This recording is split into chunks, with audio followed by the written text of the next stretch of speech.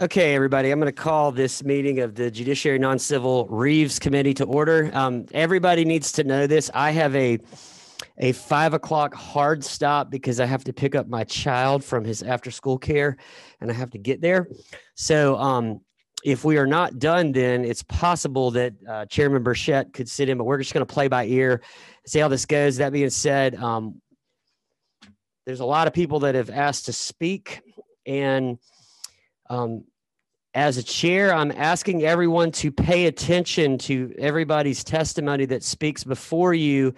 And if we start hearing duplicative testimony, then we're going to probably stop that. So please offer original testimony. So everybody out in the hall there, I assume that you can all hear me. I would like for you to please be dialed in and pay attention to the testimony that is going on so that we can make the most of this time. So with that, I'm going to first call Representative Saines' bill, House Bill 194. And if Tracy, can we get Tracy and the chair of the SORB to come in as well, and they can just have a seat? Can somebody...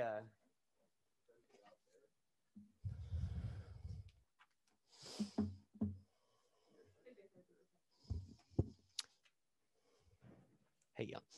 If y'all just want to come in and have a seat here, and then Representative Saines is over here, might as well get y'all in here so y'all can hear everything and be a part of this dialogue. All right, so Saines, you're live, and what I want to do is I want you to go through this bill. I want you to talk to us about, I know that part of this was an effort that we already had passed last year, is that correct? And there are some new aspects of it, and there are some aspects that have been kind of restructured from last year. Is that right?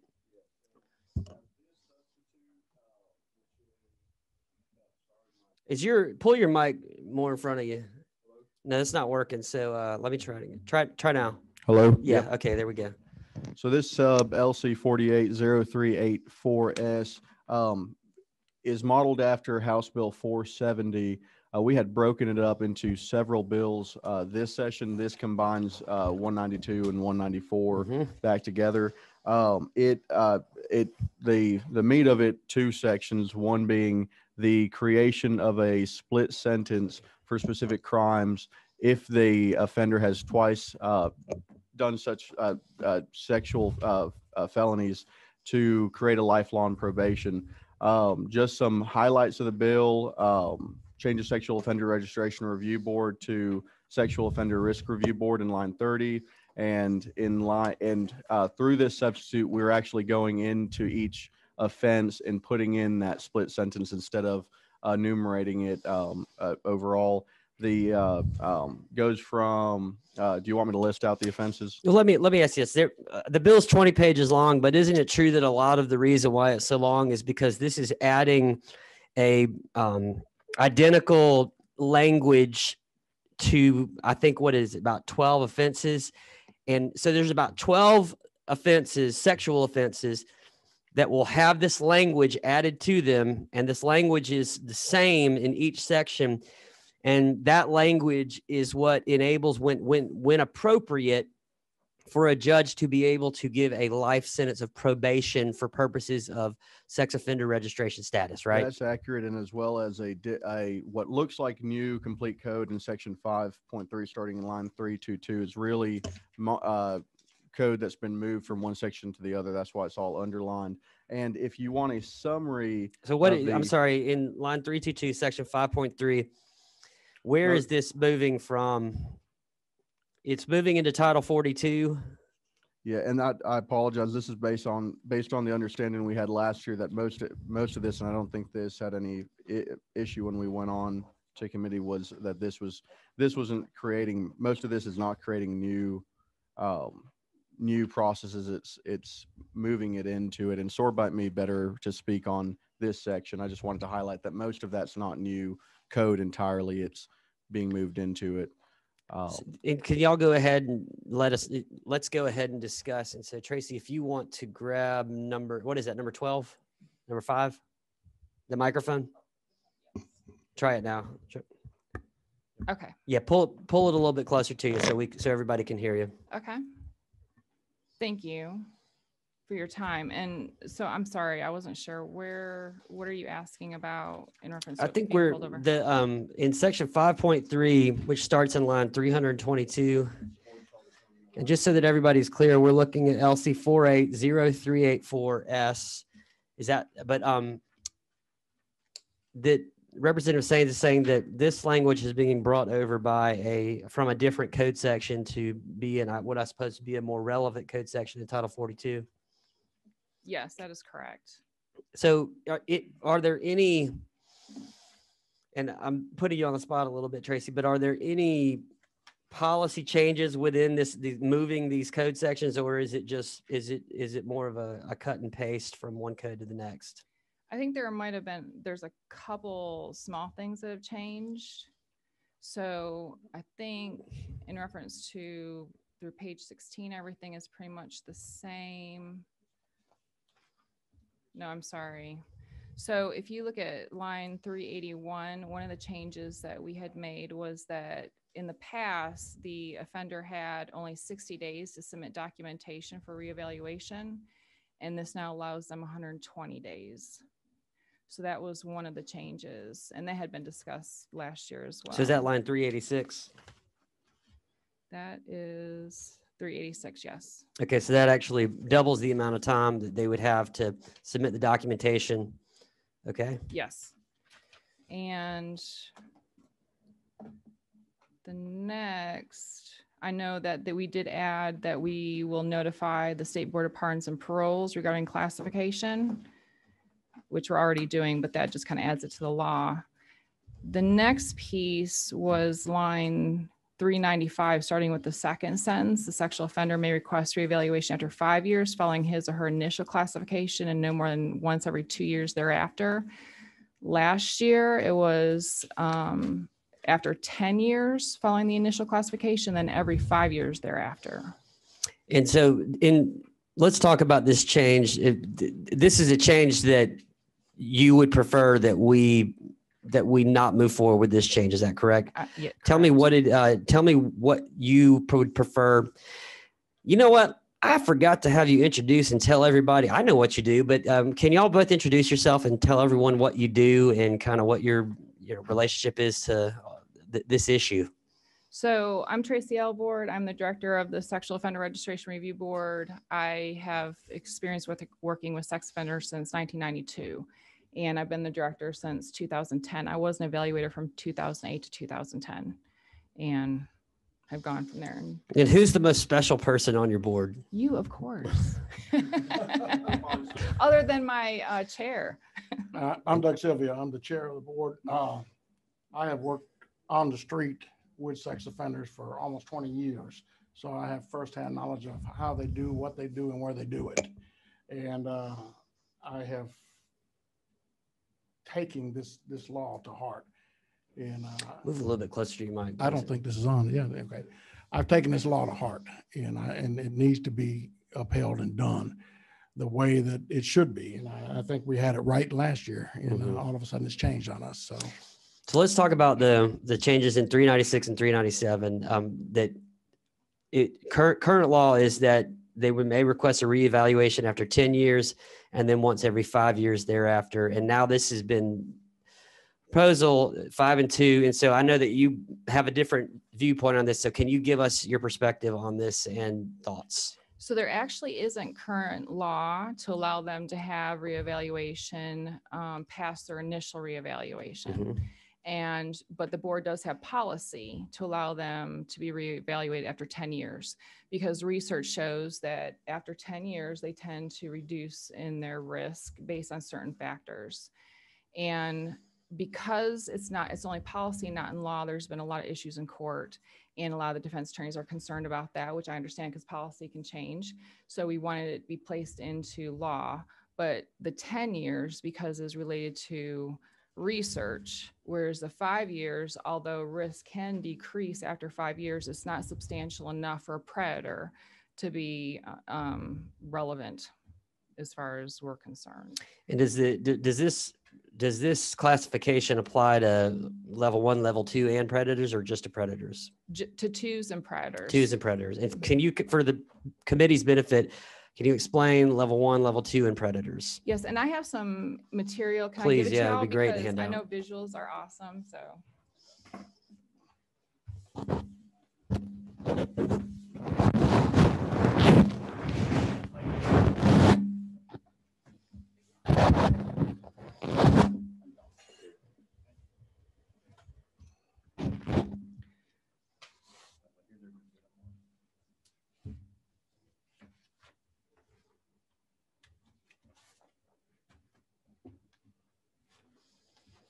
So what do you want? Tell us what you want us to look at. So just in understanding the different classifications, it gives you a brief outline in your first page on the left-hand side as to what information we look at to determine their level. So we look at all of their criminal documentation that includes not only their sex offense, but also violent offenses or offenses that could potentially be sexual in nature, such as criminal trespassing, for example. And then we also look at their prison records, because with any kind of intentional exposings in prisons, meaning they're directing it towards a CO, that would be considered, and also violent behavior in prison. And then Department of Community Supervision behavior, being in the community, and then also their treatment records and how they're doing there. So with all that information, in addition to two actuarials that are researched, so we use the 99 and the 2002, which is nationally used, and they are the most used risk assessments in the nation. So we use both of those to give us incremental validity. And that gives us a moderate predictability in risk. And so we also use dynamic risk factors, which would come from your DCS information. And to give you some stats, so for an example, a level 1 offender typically has one sex offense only. They score in the average range on the 99 and the 02 risk assessments, and they tend to have below a 10% likelihood of sexually reoffending. In Georgia right now, based on who we've classified, 58% are level 1 sex offenders. And we've classified 7,178 level 1 sex offenders. The next step, which is your level 2, you have 1 or 2 sex offense convictions. They score above average risk range. They have a sexual reoffense likelihood of 10 to 18%, which is 2 to 3 times more likely to reoffend than a level 1. So that gives you a better perspective on those two different levels. And as of today, we've leveled 32% of the cases we've leveled are level 2s. And then you look at the predators, we have 10% predators that we've leveled. 1,194, and they're 4 to 8 times more likely to reoffend than a level 2 or level 1. So that just kind of gives you a visual perspective on the significance of the different levels. So the policy is not, the policy for level 2s and sexual predators is after 10 years and then every 5 years after that, but it's not codified. So one goal here is to codify this policy as it relates to level 2 and sexual predators. And so Representative Sains, where the 5 and the 2 versus the 10 and the 5, kind of walk us through where this came from. And I think this is a policy decision that the committee needs to make. And I want to hear your input on it. Yeah, and I am not opposed at all to change it based on SORB's recommendation. I think this change came from in collaboration with the Defense Association, so I'm sure they would have an opinion. I'm sure they'd prefer it to stay as is here, but I don't think they would. I think they'd prefer it to be codified. Either way, it's still an incremental win, and I do think that the data that SORB is presenting is sound rationality to move it back from 5 to 10. And so let me ask you this: with I understand the 10 and the 5 is based on research. Tell me from a practical standpoint, with the resources you have and changing this where the review is this frequent, 5 and 2 years instead of 10 and 5. What does that do from a practical effect for the resources that you have and how you run the organization that you run and how your board handles these? So on your right-hand side at the back, I give you one example of a case where he requested reevaluation after the 10-year mark, and he remained at SDP. And SDPs, given their level of, only 10% are SDPs, it's not a lot. Mm-hmm. So that means they're very serious. So them being reduced after 5 years is less likely to happen. So that means that we're gonna be doing a lot of work for no typical outcome of reduction. Whereas at 10 years, there was more apt to be a reduction. So it's going to, and then if it's every 2 years, we're going to be doing a whole lot of work with personnel that we don't have. So, and it's just, so if it made sense, that if we saw that there would be regular reductions at that time, then I would say absolutely, because that's the right thing to do. It's just not going to happen. Okay. Representative Sainz. I'd also add to that effect that this bill is creating arguably an increase in requirements with SORB, and an important policy implication for the bill on line two. Trying to make sure I'm giving you the right line. Section 4 and 5. Sorry, it's not on here, but we're actually giving, after 10 years, if they've met certain elements of the crime, they would have the DCS would present to the state, present to the judge if they've met not a level 3 and met certain provisions. SORB would be required to give another leveling at that point, and could possibly take away the life. I think it's on 447. I apologize. I'm trying to use PDF type to take notes and it ain't going well. So on 447. So that is, it requires SORB to give that leveling charge. So I would be more in favor of for this instance, to reduce that administrative burden, given that the data doesn't indicate that there's the rationality between the burden on SORB and the likelihood of change would be outweighed. Okay, so I've kind of completely interrupted the flow of everything today because I'm trying to get some efficiency done because of my time frame. But we did have a question from Representative Lopez, and she had asked if are the two of you supportive of this legislation? And I know that we've got issues with the 5 and the 2 and potentially amending that, but are you supportive of the legislation absent those two numbers? Yes. Okay. And I just wanted to just give you an example of predators. I got a call from Pickens County, asked me if I knew a certain predator. And I didn't know him, but they told me he'd been arrested again. And this is his 3rd time in 10 years. Every 3 years, he commits another offense, and he's a predator. So the 10-year rule is, these guys offend and offend and offend. And doing it every 5 years, it's going to kill us. Okay. Does anybody on the committee have any questions for the author? And actually, Representative Sainz, again, in my interruption of this, can you walk us through the 11 or 12 offenses that are adding this consistent language that would allow the option of a life probation sentence? Walk us through those offenses, the logic of why they were added, and also talk about the discretion that what the mechanics of the legislation calls for, and the discretion as far as who actually would be geared at and who it wouldn't be, and how that would work. Can you help us with that? Sure. So it's important to note on any of the mentioned offenses in the bill, it must be a twice adjudicated offense. So it's not I don't think it's a plausible anymore, but if a circumstance where there's two offenses for the same action, that wouldn't be applicable. But it is related to ag, assault with intent to rape, starting line 43, kidnapping in line 59, trafficking in line 82, rape on line 93, aggravated sodomy line 103, statutory rape 113, ag child molestation line 123, enticing a child line 134, improper sexual contact by an employee or foster parent is 145, and incest is following thereafter. And then on line 172, it encapsulates the summary of sexual felony, and it also enumerates those offenses. And those offenses were, instead of doing, I think it started with felony sexual offenses in general, and I think there's 1 or 2 that the committee felt weren't applicable to the intentionality of the bill being trying to target dangerous sexual predators, given that the Supreme Court decision in State v. Williams made it to where Georgia sheriffs did not have the flexibility after an individual was out of their sentence to a GPS monitor. This bill is not going to be a fix-all because it's a very limited scope based on Department of Community Supervision data they provided.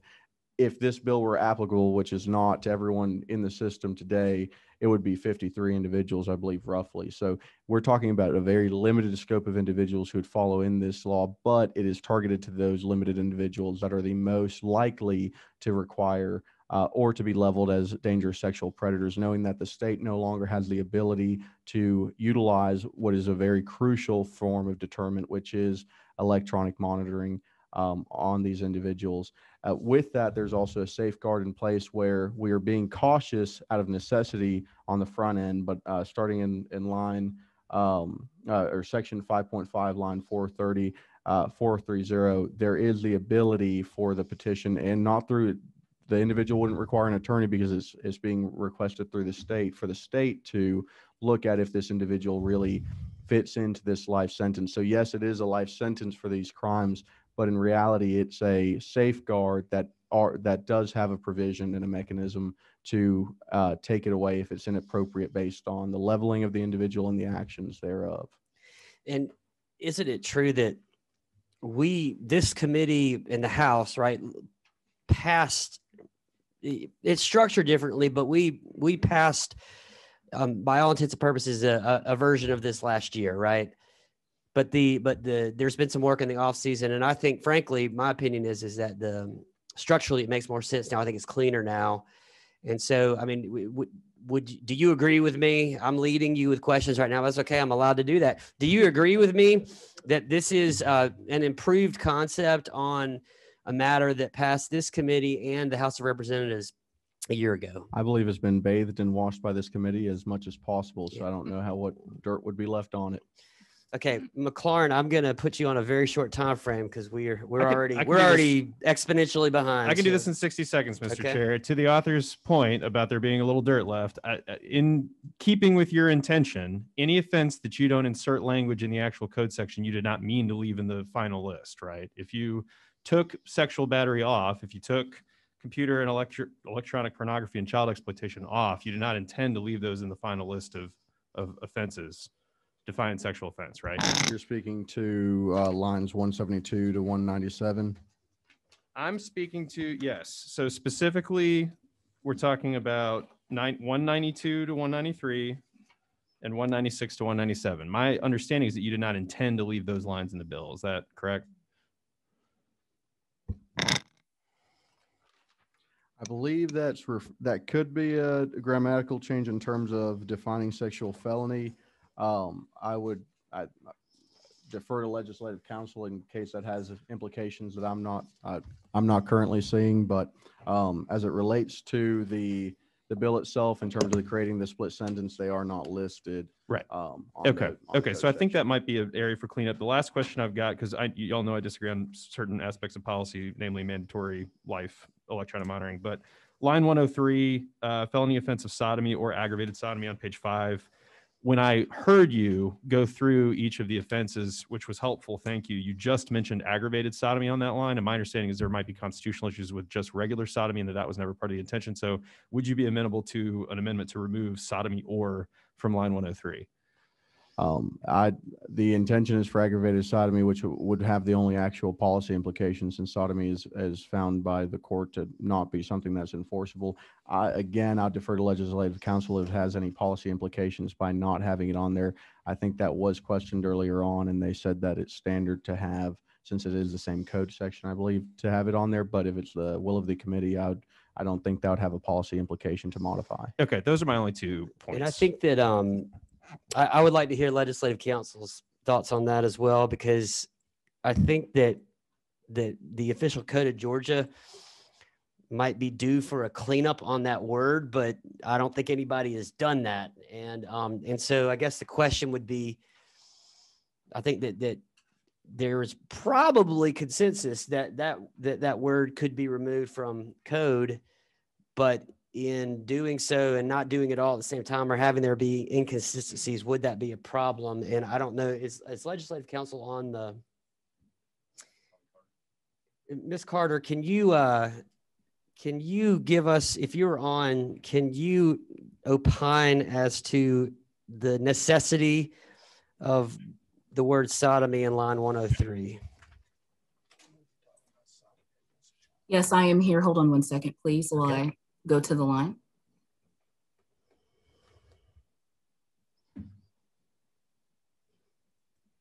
No, this is one of those offenses I think that they list like for sodomy and aggravated sodomy, child molestation and aggravated child molestation. So if sodomy needs to be removed and we need to go with aggravated sodomy, that should be fine. There shouldn't be anything. We don't create any consistency issues by doing so. Is that No, right? Okay. I don't believe so. And to Representative McLaurin's point about, and that this bill's been amended as recently as this afternoon. And so there was a prior version of this bill that I had gone through thoroughly, but I haven't had an opportunity to go through this thoroughly. And so going back to the section 2-12, which is the sexual felonies, lines number 12 and number 15. Number 12 is a second offense for sexual battery. Number 15 is computer or electronic pornography and child exploitation. Are those references under sexual felonies, are they accompanied with another section?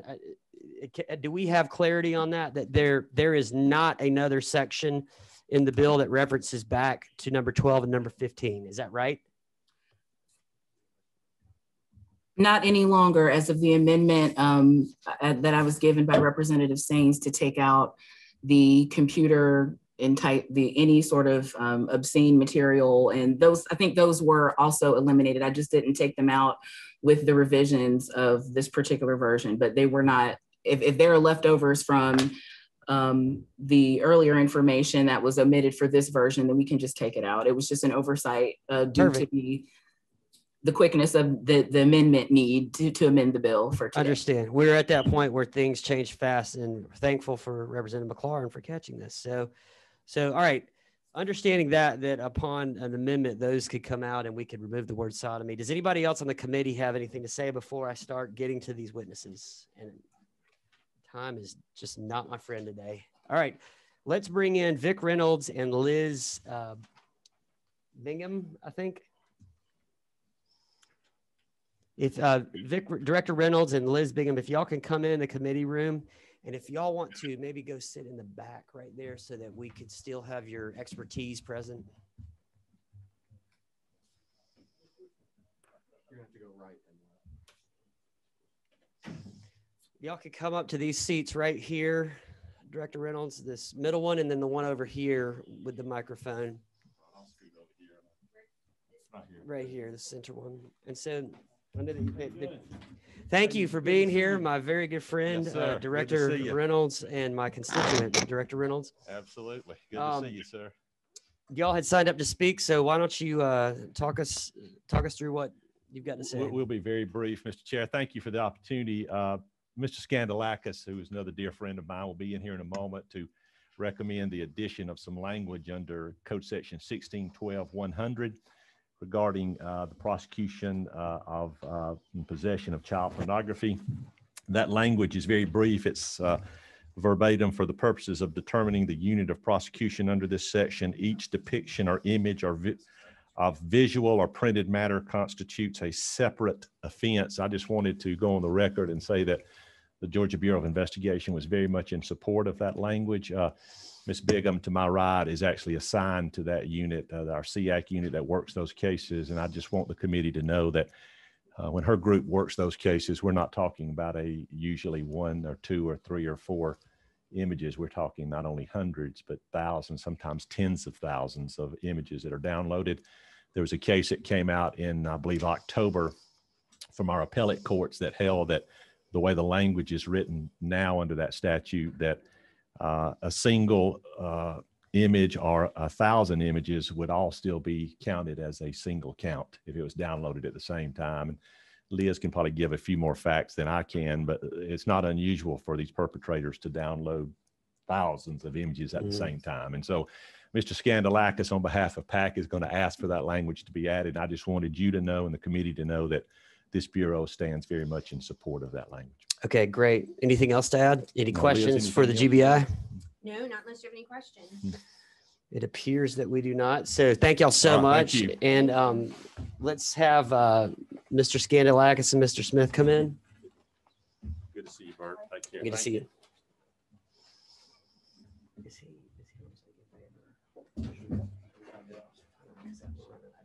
So.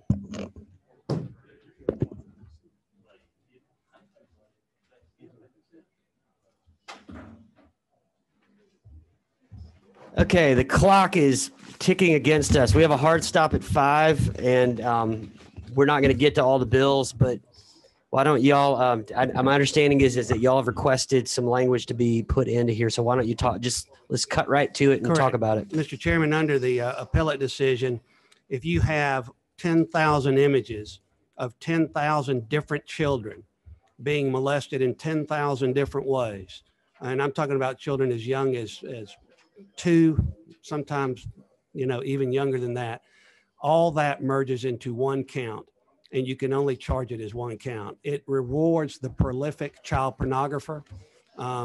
And we want that fixed because we don't think that was a legislative intent when you said any. So can you point us to where the fix would be and what it would be? I'm sorry, pardon now? Can you tell us where it would be, Bill? Robert? Mr. Chairman, you could put it in any subsection. It basically create a new subsection in 1612-100, like H, if you wanted to, which I think the most recent substitute of the bill. I apologize, I don't have the exact line number. You could put it in after line 200 in 480384S. You could put it in as a subparagraph H to solve the problem. Are you looking at a different bill than I am? I've got LC 40. Line 200 doesn't seem to be the 220. line 220. Yes, sir. So that would insert another section. So what this would be a 16-12-100 or H, is that right? Yes, sir.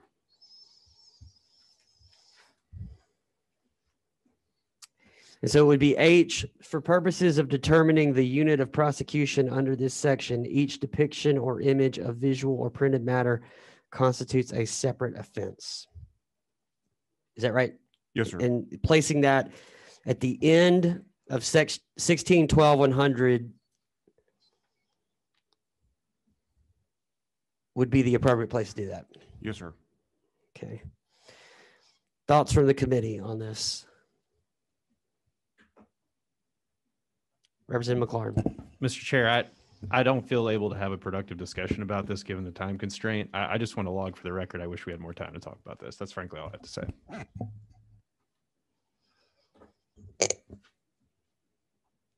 And so the policy decision that we're looking at right now is that whether you have 1 or 10,000 images, you are subject to the same counts. You're subject to one count. One count. You being indicted under one count.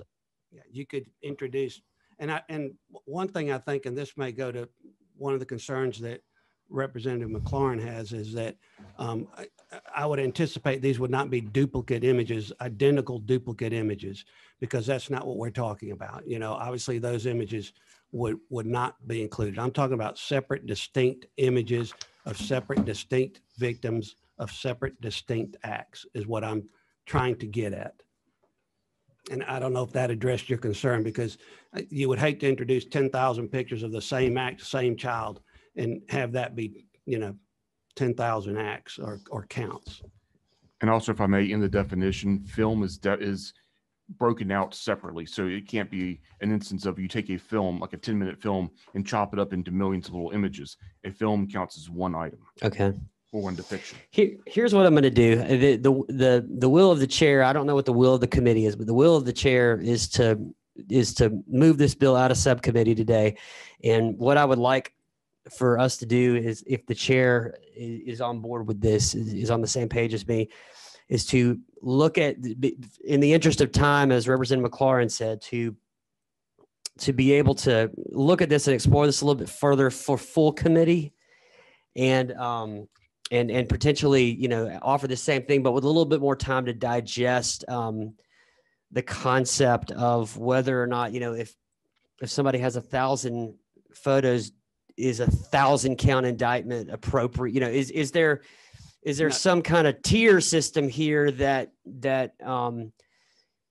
might make more sense in the eyes of the law than one count for each photograph? And so I think that there's some things that we could work through on that we can handle at full committee. Is And that perhaps we could refine the language too for you? I think that would be, So we're not talking about duplicate images of the same thing. I think that would be prudent. And so why don't we work?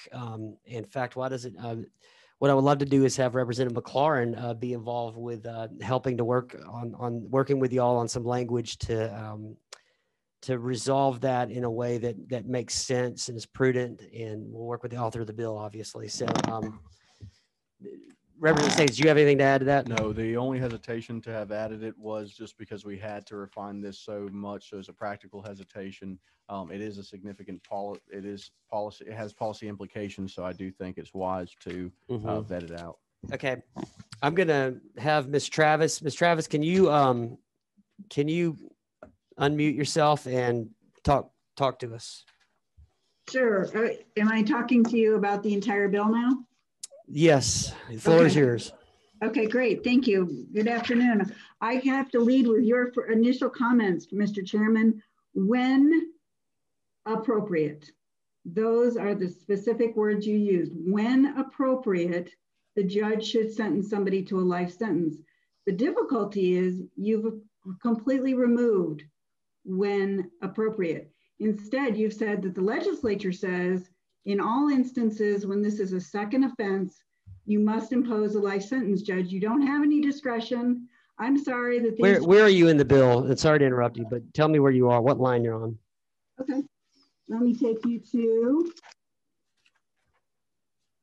sorry, my pages are sticking together. It always happens when you kind of go fast. Throughout the bill, I'll start at line 44. Shall be punished by life imprisonment. Shall have life monitoring. That's at line 46. At line 61 and line 63, line 83, line 85. I can go on through the entire bill, but if you changed shall to may, that would make a significant difference, because what would it do? It would give the judge the specific discretion that she should have to be able to evaluate these cases. Why? Because not every case is different. Just because somebody has a second offense doesn't necessarily mean that the first offense was rape. If it was rape, certainly that might be a different instance. We've got examples. I just want to give you a couple of them. And many of you, or those of you that are from smaller communities, are familiar with the instance where a 21-year-old man who maybe doesn't have as quite developed of a brain as he should, has sexual relations with a 15-year-old girl who may look like she's more like 17. Maybe they end up actually getting married, but that's statutory rape in this part of the world. And there's a lot of instances where young men and women that are girls because they're 15, but who maybe don't act like girls, get involved in situations that they shouldn't. We have another example of somebody that was charged with enticing, where a man tried to call his adult girlfriend, but instead called, the phone was one digit off, called a 14-year-old girl. The girl went to church with, this is in Rome, went to church with the judge in the community. He was charged with enticing a child. And, you know, from there it unravels, and that's the first offense, but I realize that it's a second offense, but I'm just saying that's how easy enticing a child would be to prove. This whole instance where you're talking about the imagery, again, that's section 2-14. It's definitely viewing, not doing. So I would ask that you take into account that enticing a child, statutory rape, and the computer pornography crimes be taken out of the bill, and you narrow the scope of what you're doing. The may to shall. Tell me those offenses again. You said stat rape. Enticing a child, and it's sexual exploitation of children. It's section 2-14 in your bill. And I want to point to Tracy's testimony that lets you know that SORB had 10% of its crimes, or 10% of its population leveled as a sexually dangerous predator, which is an important feature. And what you're doing, Mr. Chairman, is when you take away the discretion of the judge, you're saying that 100% of the people in these circumstances have to have lifetime monitoring and have to have lifetime sentences. So changing the mays to shall would be a meaningful. You mean changing shalls to may? Yes, I'm sorry, changing shall to may. Because what you want to do is you want that the most dangerous people and the people that we need to keep track of be the ones that are on monitors. And I know, Chairman Reeves, that you have a lot of confidence in judges. We have a lot of confidence in judges too. And we really want them to be the decision makers. The let me say this. I think that you raise a good point with the offenses that you've raised and the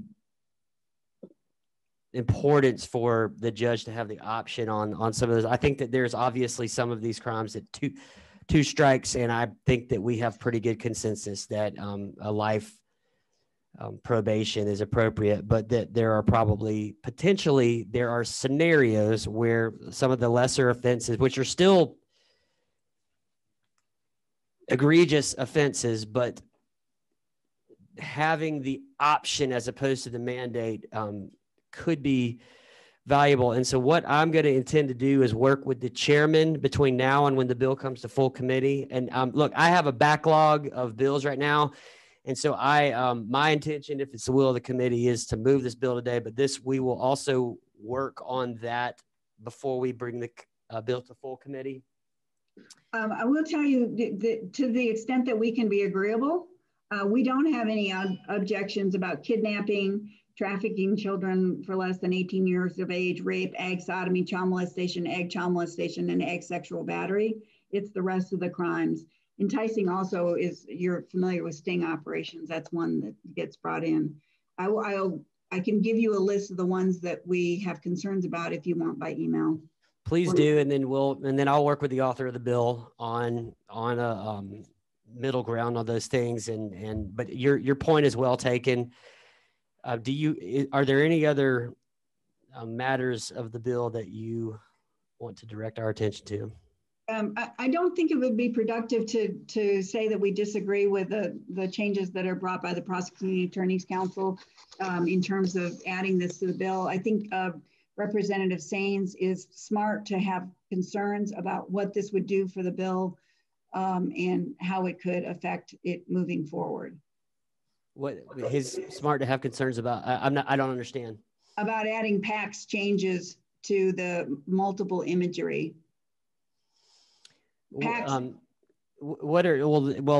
Just in the spirit of conversation, what are your thoughts on what I had suggested as a possible tiered level, where meaning 1,000 images do not equal 1,000 charge indictment, but have a tiered level of, and I don't even know if it's possible. I'm thinking out loud, which is dangerous, but do you think that there is a way to capture the issue there? Truthfully, I don't know that. I'm computer dumb. I'll just tell you that. And downloading stuff, I don't really know as well as I should. So I don't know. When I hit a button, sometimes the right thing happens and sometimes the wrong thing happens. Maybe I'm trying to download one document or one image, but it's a file and it has 40,000 images on it, but I really just wanted to look at the one image. Does that get counted the same way? Does it matter if I clicked on all 40,000 images? I don't know enough about the mechanics of this crime. I do know that one image carries 5 years. It has a 5-year sentence already. So it's not like a light punishment that is involved in it. I can't tell you if tiered works best.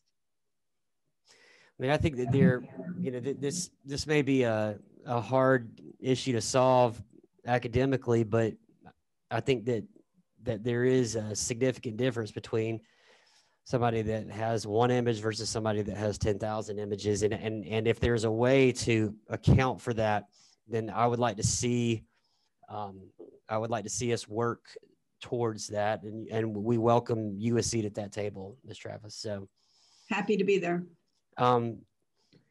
Mr. Chairman, there was one other ask we had. Please. For consistency's sake, in lines 447 through 466, which is section 5-5 about the termination, this is the only section that doesn't have a provision in it where a notice about the early termination would go to the prosecutor, so the prosecutor could comply with the constitutional amendment to notify victims. And that's all. That's the other ask, is that if something could be put in. I'm sorry, I'm going quickly because I realized we were low on time. Mm-hmm. In section 5-5, when it talks about early termination, this is the only time when termination is discussed that the prosecutor is not given notice. And we're asking that we be provided notice of the intent to early terminate so we can comply with our constitutional responsibilities to notify victims that the offender's sentence may be altered. Do you have language to? Isn't there some standard language on that? I don't think that it's anywhere in this draft that we're looking at, but isn't that in the code section? Yes, sir. And I'll be happy to provide that. Okay, so what I would prefer to do is to look at that, add that to the list of things that we're going to discuss in the next 24 hours, and be looking at a sub for full committee. So what I'm going to do is I am going, Chairman Burchett. I'd like to offer a motion when the time's appropriate. And I think we have at least an idea what we're going to do here. And we've got several amendments that are going to be made and some language added. So for the sake of time, I agree with the chair in that we move this to full committee and not necessarily, push it through Representative McLaurin, because we want you involved. But moving on to the next part of the process and let everybody get their insight in there. That's what I was asking, Chair, at the appropriate time I asked for. The time is appropriate. A motion to pass. Okay, is there a second? Okay, so there's a motion and a second. Are there any amendments? I would like to propose what I'll call the Reeves Amendment 1, and that is to, on line 103, to strike the words sodomy or. Is there a motion and a second on the Reeves Amendment 1? So you seconded. Is there a first? Yeah, so moved. Oh, okay. I thought you said second. Is there a second? Second. Is there any opposition to the Reeves Amendment 1? Seeing none, Reeves Amendment 1 passes. Reeves Amendment number 2 is on lines 192. I move to strike 192 and 193, and also strike 196 and 197. And renumber on line 194, that will now become the number 12. And on line 190, did I do that right? 11, 12. Yeah, so line 194 will become the number 12, and line 195 will become the number 13. Did everybody get that? Chairman Burchett. So moved. Okay, so there's a motion. Is there a second? Any opposition to Reeves Amendment number 2? Seeing none, Reeves Amendment number 2 passes. Was there any other amendments that we can do today, or are we? Okay, and then I would like to propose Reeves Amendment number 3 on lines 396 and 397 to change, to strike the word 5 and put the word 10 on line 396, and to strike the word 2 and replace it with the word 5 on 397. Is there a motion? Motion. Is there a second? Second, if it wasn't. Okay, all those in favor of Reeves Amendment number 3 state by saying aye. Aye. All opposed? Aye. All right, so we have at least one opposition. Anybody else online opposed? Actually, Representative McLaurin, I love you, but you can't vote on this committee. So. Chair, I'm opposed as well. You remain our poet laureate, but you are not allowed to vote on this committee. Representative Bodie. Yes, I'm opposed. I'm a no. Okay, yes. So the ayes have it. Reeves Amendment number 3 passes. We know what we need to do before the next committee. We will work towards that and have a sub, and we will move the bill on to full committee. It is 4:53. If I can get Representative Mathiak in here.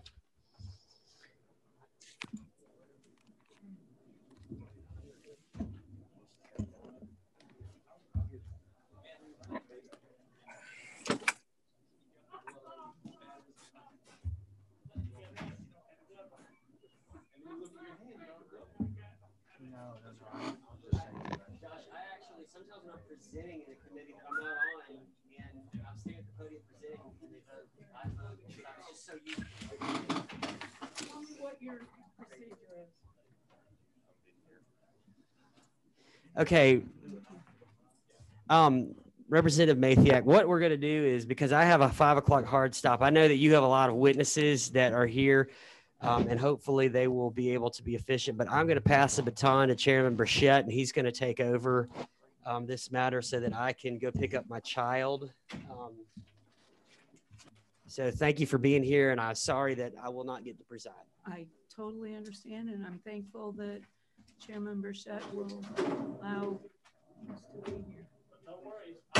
You're here, sorry. So it's all good. And you, so we're good. We're good. Thank you, Chairman Reeves.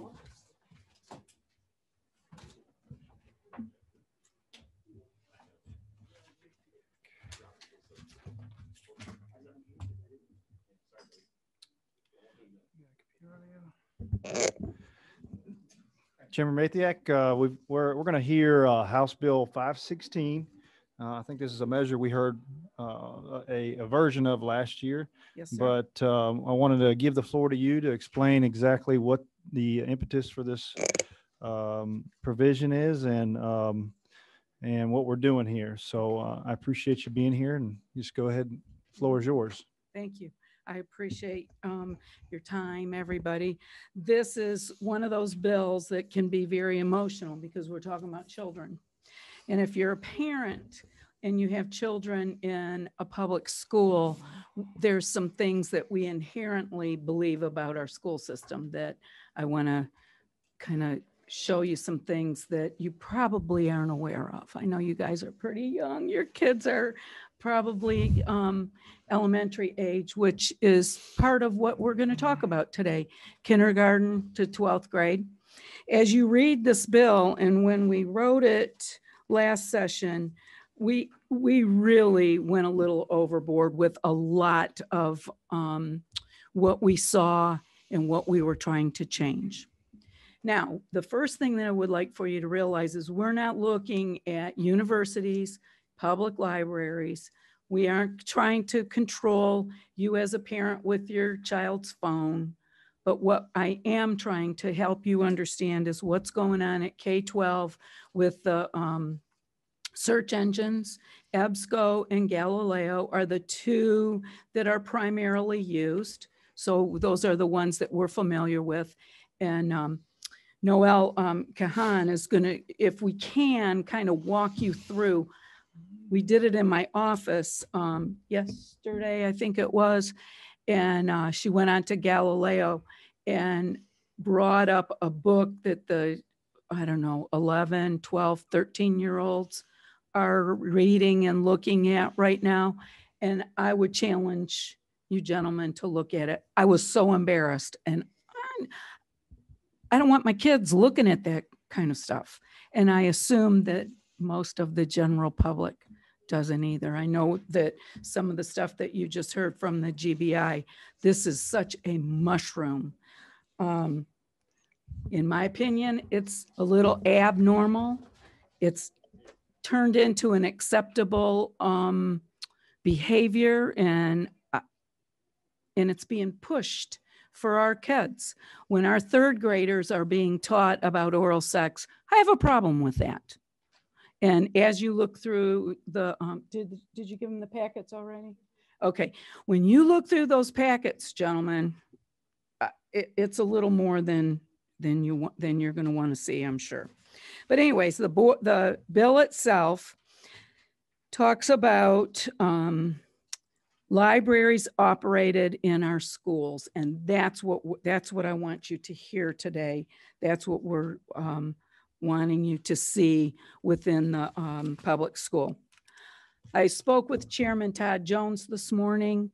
I think everybody knows that he's pretty plugged into the educational systems and academia. And when he looked at Galileo and EBSCO, he's very familiar with it. And I said, is it going to be a big headache to plug these holes for our children? And he does not believe that it would be. That's for another day and another conversation. But I did want to kind of tell you that.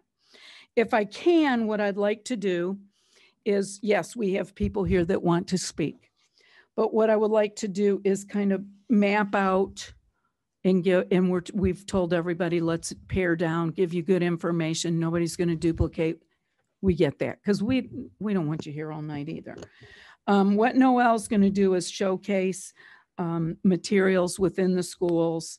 And the thing that I would like to let you know is she's a health teacher in the public school and specifically teaches some sex ed classes.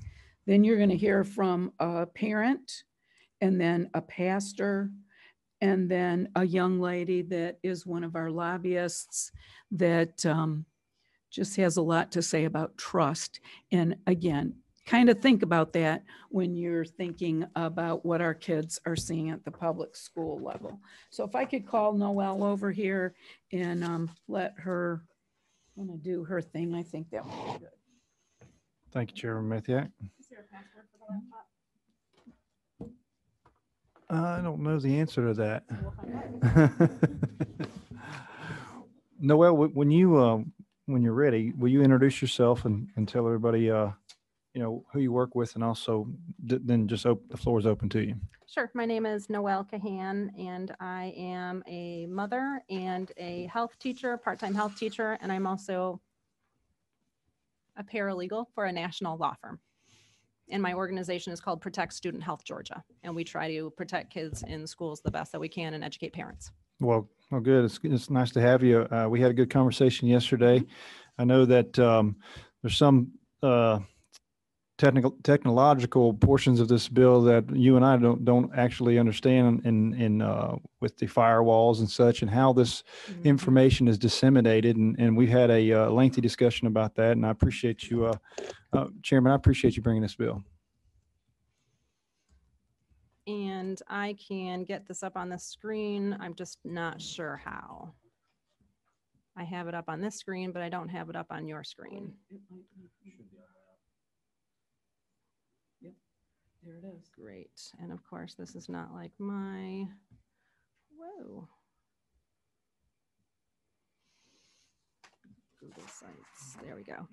So I'm going to just show you how easy it is to go on to EBSCO. I'm not going to talk about EBSCO just yet. Will you explain, as you're walking through this, kind of explain, or when you're doing what you're doing there, explain what you're doing so that the committee and those online know exactly what you're doing. So it looks as though you've logged into some high school's website. Is that correct? A media center, right. Every child has their own personal login, every student. Okay. And that login is given to them by the media center? Correct. Okay. Correct. By the school system, by administration, and they can check out a book. They can put a book on hold. They can go into the EBSCO databases. That's where they do their research for their books, for any projects. When you say check out a book, is it like a ebook, or are they checking out an actual book? On EBSCO, it's an ebook, but you can also check out, put a book on hold in your personal library. It's very user-friendly. Thank you. Our school libraries. So you can go to information for students and they can find out, lunches and all sorts of good things. So if you wanted to look up what books you have in your library, you just go over to Destiny Media. That's a physical book right there. That's a physical book. So if you're wondering if you can check out Peter Pan, or if somebody else did, you can just go on there and see if your school even has the book, and we'll talk about that in a minute. So down at the bottom, you'll see that there's a Galileo tab, and hopefully it will open. Mouses are so funny. So this takes you right to Galileo. This is Georgia's virtual library, and you would go to K-12 as a student, and you scroll down and you put in your password. You still remember your password from high school? No clue. I don't remember my old phone number or anything. So you'll go to search Galileo, you'll put in your search term. I'm going to give you the first book that I ever looked up in Galileo because of a 14-year-old ninth grade class told me about this book. And they had lots of questions about this book as a sex ed teacher. I said, what book are you talking about? She said, everybody reads this book, which was horrifying. That is the name of an author. So you can see how that jumped from Galileo right to EBSCO. Do you see the top left? The search Right. bar? You think you're in Galileo, but it jumped. So explain to the committee what EBSCO is and how what the transactional relationship is with the school system. Mm-hmm. So EBSCO, it's on their website, they're the leading provider of research databases, e-journals, magazines, subscription, ebooks, and discovery service to libraries of all kinds. For more than 70 years. They've partnered with libraries to improve research with quality content and technology. So if you're a college student, if you're a professional, you can get access to this right now. I don't know how much Georgia schools pay. Or how much EBSCO pays to contract. EBSCO is a third party. I'm not aware of that fee, but Galileo contracts with EBSCO for all of our schools. Somebody else has the stat on exactly how many schools that is. So as you can see, an ebook is the first thing to pop up. The author is Maisha, and she writes erotic literature. Erotic novels, and you can get news, periodicals, reviews, anything with what Maisha would be, any search term a child will put in, starting from 11. And the printouts that you have are an 11-year-old girl's password. So you just click on the book, and this is going around any firewall. This is going around any filter, and it's meant to do that. So you can find out about the book. You can look for more books, similar books by the same author. So you can go to chapter 1, download just chapter 1, or download the entire book. It's up to you. And this is going to be on your home computer. This will be on your school computer, and it goes around the laptops. I didn't touch anything. Oh, where'd it go? There it is. Oh, there it goes. So you can see none of this is appropriate for minors. I must be touching something. Something's happening there. So you can download this entire book. No. So let me ask you this. We discussed this a little yesterday. Mm-hmm. Is it different if you're inside the school to what you can access versus what you can access when you're outside the school? No. When the child first told me about it, and the rest of them are laughing, I went over to the librarian and I said, can you see if you can pull this up at the school? Because I thought surely a school filter will block it. Surely a home filter will block it. And she looked it up just like I'm doing now. We went to chapter 1. She jumped up and she ran down the hall. I don't know who she talked to, but she was thoroughly upset. Okay. And that's the path I started on from those 14-year-old girls. Do you know if there is any way for either EBSCO or Galileo or the school system to they have nowadays with the technology we have, we can limit what, a certain age kids can see. Mm-hmm. Is there a capability within any of these programs or within the school system to do that? I know there is, because K through 5 for elementary, we have not found anything. Thankfully, nothing in EBSCO. So we know they can do it. But the problem is there's no reason, because we have no law. Okay. No law that protects them in school libraries. Is that all you've got? No. Okay. No. We'll just keep going. Yep. So the worst thing that happens in our schools is the sexualization of our children. Once they've been desensitized, they're easy prey to be groomed by a predator. So right now, all school personnel in our Georgia law must not provide obscene material, not janitors, coaches, teachers, substitutes, or principals. The only dangerous place in the whole school is the library. The school libraries should be held to the same high standard. So where do they get this material? They get it in 2 ways. They get it in the physical books. And I'll just give you an example of a physical book. And I have all the school libraries, that just the ones that I looked at. This book says, this is in a middle school. From 6 years old, I used to kiss other guys in my neighborhood, make out with them, and perform oral sex on them. I liked it. I used to love oral, and I touched their you-know-whats. We were really young, but that's what we did. There is no explanation that this is illegal activity, and there's no child protective services being called for this child, and they just keep reading this information. That is a book in a physical library, and I can show you all the libraries it's in. That's an actual book. That is an not actual e-book. physical book. So there's two ways, the database and the physical book. So this is another book. It is checked out in one school all the time. Sometimes it's not even available because it's checked out. And just on page 29, these are teenagers.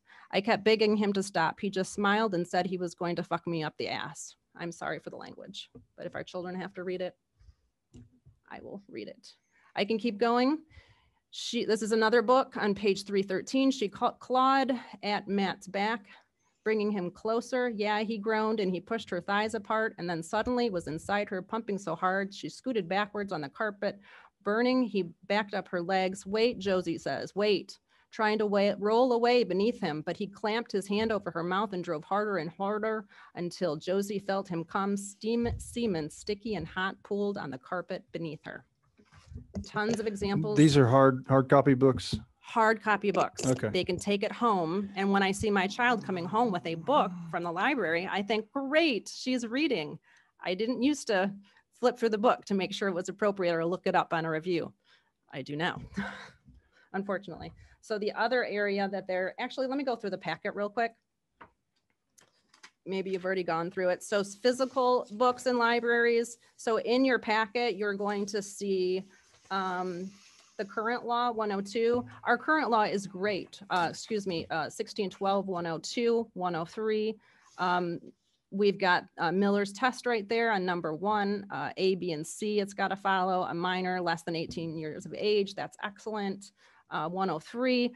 A person has to knowingly be providing this information. That's super important. It shows that it's visual representation, number 1, and verbal descriptions, very important. Visual representation is worse for boys, and verbal descriptions are worse for girls because they romanticize sexual assault. If you go to number 3 at the very bottom on the last page, it shows you that this is not a criminal penalty, it's a civil fine. So no one's going to be going to jail. Then you'll see support letters. We have just left the Georgia State School Board member. We have letters from her.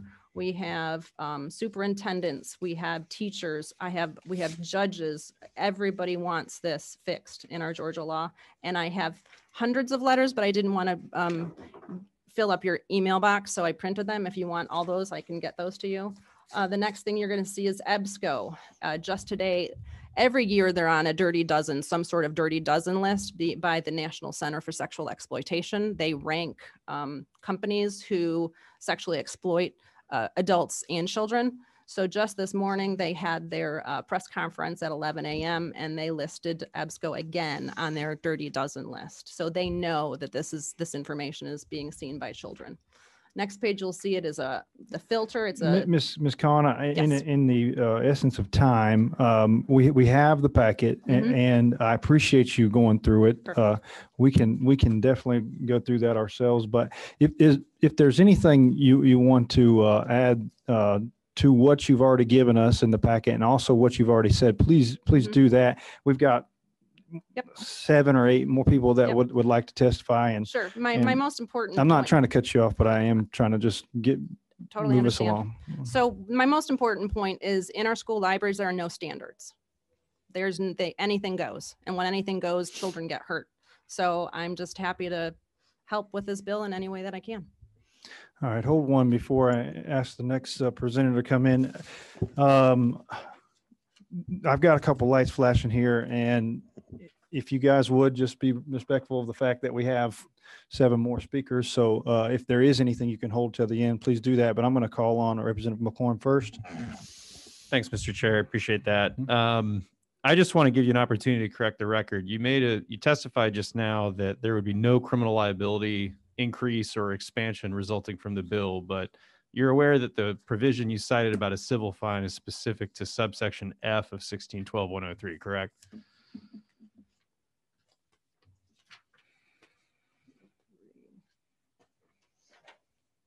You're right. That's what it looks like. Okay, so you're aware Thank that you.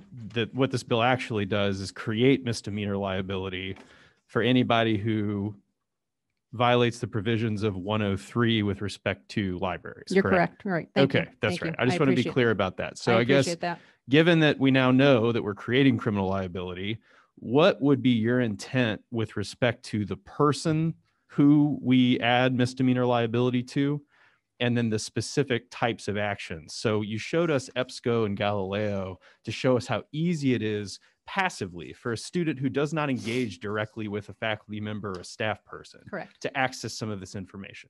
Let's assume that that happened in the ordinary case and somebody accessed a book like this online. Mhm. Who would you like to see have misdemeanor liability attached to them, and why? Sure. I would follow the code, and the code right now treats a teacher similarly. So if this happens in school already, they already have a protocol for that. So if someone was knowingly doing this, just like you or I were knowingly doing this to a child, they should be held to the same standard. But that's my question for you. I'm trying to get to is who is knowingly doing it? Because Mhm. again, if somebody, let's say a school database administrator sets up EBSCO, sets up Galileo, and then lets it fly, they don't have to like keep pressing a button every day for that machine to keep working, right? Mhm, mhm. So it's all passively put in place now. A student accesses something like this. Would you like to see the solicitor charged with a misdemeanor for the passive operation of that internet site with the child accessing it independently? If it's passive, they shouldn't be charged because the law says they have to knowingly. Okay, so then I guess my question would be, who does this bill really target if a lot of these processes are already set up and are accessible? If we don't even know who put the book inside the library, how does this bill address the underlying problem of trying to keep materials out of kids' hands? Right. To me, the underlying problem, the underlying disease is that our law doesn't speak to it at all. It gives a free pass to school libraries. And to me, that's the underlying problem, not who gets in trouble. To me, it's no protection for kids in school libraries at all. And I appreciate your sentiment to protect children. I guess my concern is we're speaking in generalities, right? And what it sounds like to me is if we can't clearly identify who would even be liable, we don't really know what we're doing as a committee if we pass this bill. What instead we're doing is creating a general atmosphere of uncertainty among faculty and staff about what is criminal and what is not, which I don't know if that will be helpful for achieving policy purposes. But I guess one of my questions is, have you considered any input from teachers, or have you heard from teachers about what types of provisions are already in place at schools to try to vet or take out materials that could be harmful to minors? Right. So teachers and staff have said they need help. They need help from the Georgia law. They need our help. They need attorneys' help at the Capitol. They need legislators' help at the Capitol to try to protect kids because their hands are tied. You're going to hear from a parent. She complained vehemently and it fell on deaf ears.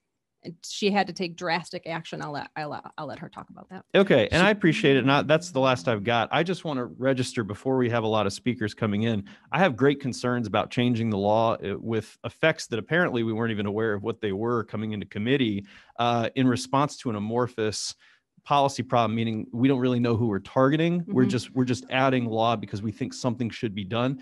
I think it's possible to think something should be done, but have a lot more precision and thoughtfulness about how to do it. And that would be the frame I'd like to bring it. Sure. I'd like to say Rhode Island, New Jersey, Montana, Oklahoma, Arizona, and Alaska all have the zero tolerance for obscene materials for their children. Thank you. To Representative McLaurin's point,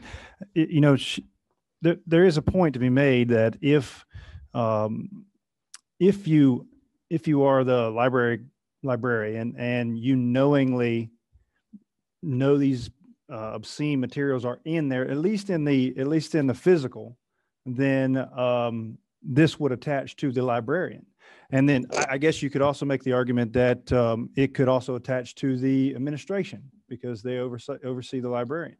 So, I mean, I understand the representative's point, but the underlying purpose is just to get this material out of the hands of children. I mean, we may disagree on policy. I don't believe that you think, and I don't want to put words in your mouth by any means, but I don't know that we want 7-year-olds reading what Ms. Cohn just read, and that's the policy purpose here. Now, I don't disagree with you in that we may need to be more particular with the language and then how this is going to impact and affect what the policy perspective is. Go ahead, Representative Moham. Well, thank you, Mr. Chairman. I just want to kind of follow some logic here, and that is the fact that I know that to the representative's point that we're saying that these are passive systems, right? But if we leave a computer, if I think the greater idea here is that these systems, EBSCO, Galileo, have the ability to access pornography, right? Or this kind of material. Right. I don't use the word pornography. I say obscene materials. Okay. Or obscene material. Sure. And it has the ability to access it. So at that point, right, it's as if you're giving access, in my opinion, to pornography. What you read and what you showed us here and what I'm seeing in this folder is, in effect, I'm no lawyer, right? But I believe the Supreme Court justice said, you know it when you see it. Okay. This is pornography. And so if EBSCO and Galileo or these other services of which I'm installing into a computer, right? The computer did not just appear out of thin air, right? It was installed by whether it be a media specialist, a librarian, or someone, right? And then now knowingly that you can access in what is, my opinion, pornography, well then at this point, we do have somebody to point a finger at. That's my opinion. So I agree with that notion that at some point we have to have an understanding. If I'm going to install a computer system, if I'm going to install software, if I'm going to do something, I do it at my house. I mean, I put all sorts of locks on my children's computers. I put software, everything to make sure that they can't access these kinds of pornographies and other stuff like that. I do it all the time. In fact, I get notices. I know what my kids are searching. Microsoft sends me a list of their search, whether it's on Google or there, what they're doing. I know if my son's playing Age of Empires and my daughter's playing Teddy, whatever, going down a boat game. Mm-hmm. I know it. And so there is some responsibility there, in my opinion, to this panel's wisdom that you have to know. And once you know that EBSCO and Galileo and all these have access to pornography, it's at that point which you have some liability and responsibility to make sure that you ain't going to do it no more. Mm-hmm.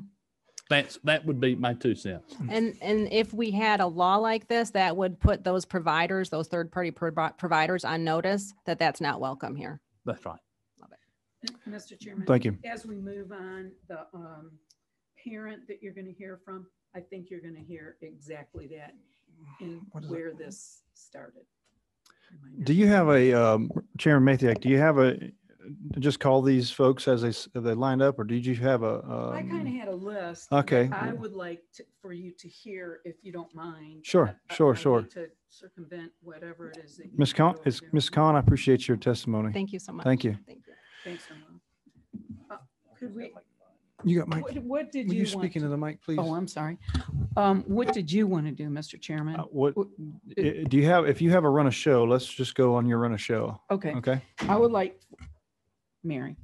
Okay. This is Mary Klopser, and she's the parent. She's the parent that I was telling you about, and I think that she'll be able to, Representative McLaren, give you a little idea of what her experience was when she gave authorities notice. Thank you, Madam Chairman. Mrs. Clausen? Yes. Would you mind introducing yourself to the committee, and then the floor is yours to open for testimony. Go ahead. Thank you. My name is Mary Clausen. I'm a nurse practitioner and a mother of 2 children in Fulton County.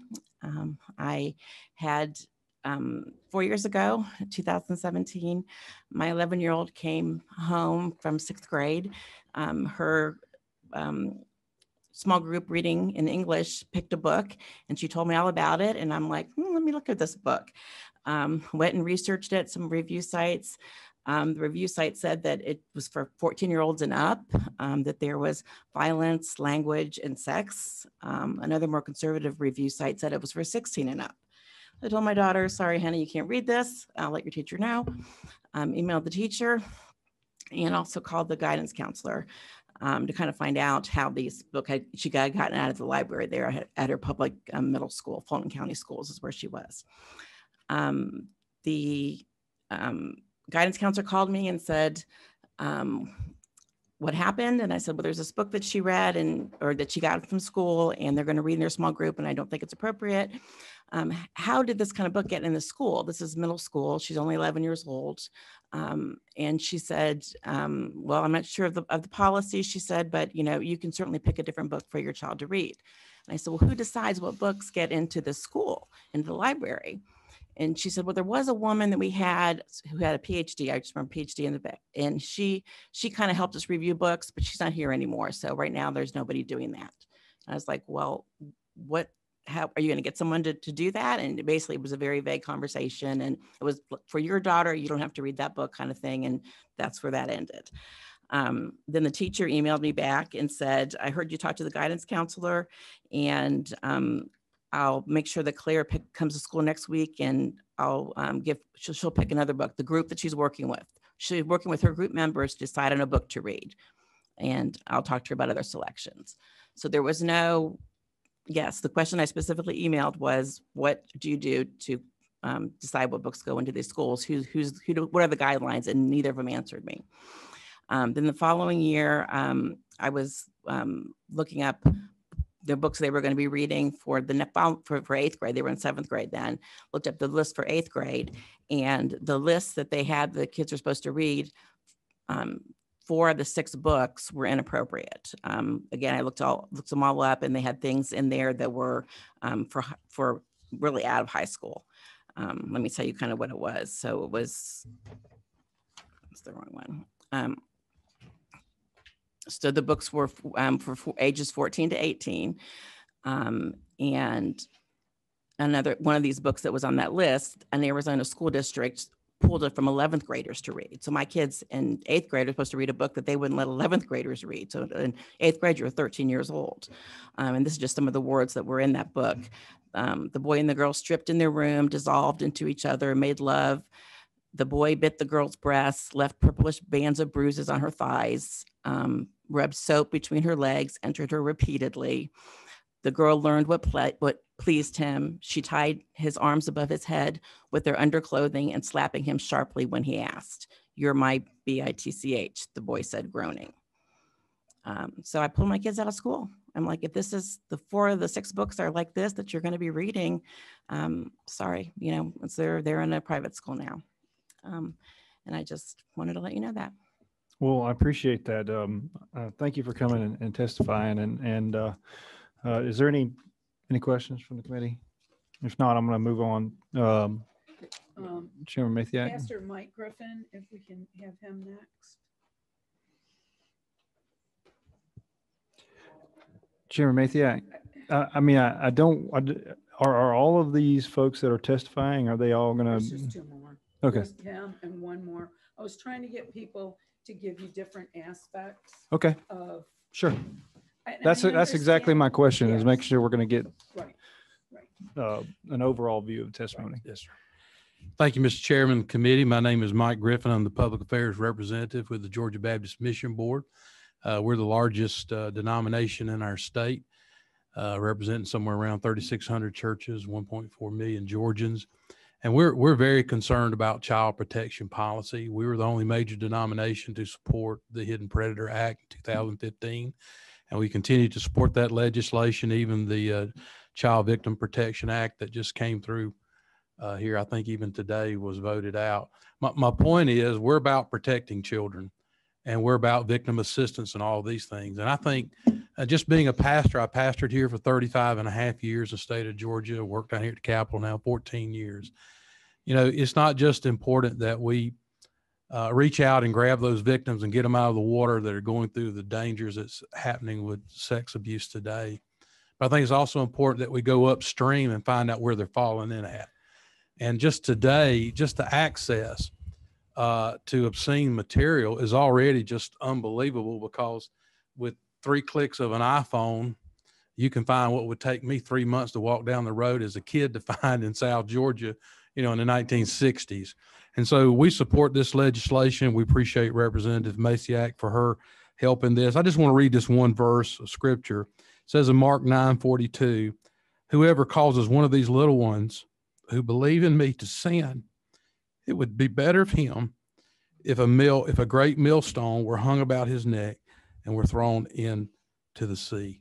And that's what Jesus said about this, about protecting our little ones. There's nobody that I think I think our greatest in the state are our children, no doubt about that. But they're also the most vulnerable and deserve the greatest protection. So I appreciate this committee hearing this today and appreciate your support for this legislation. Thank you. Thank you, Pastor Griffin. I have a question.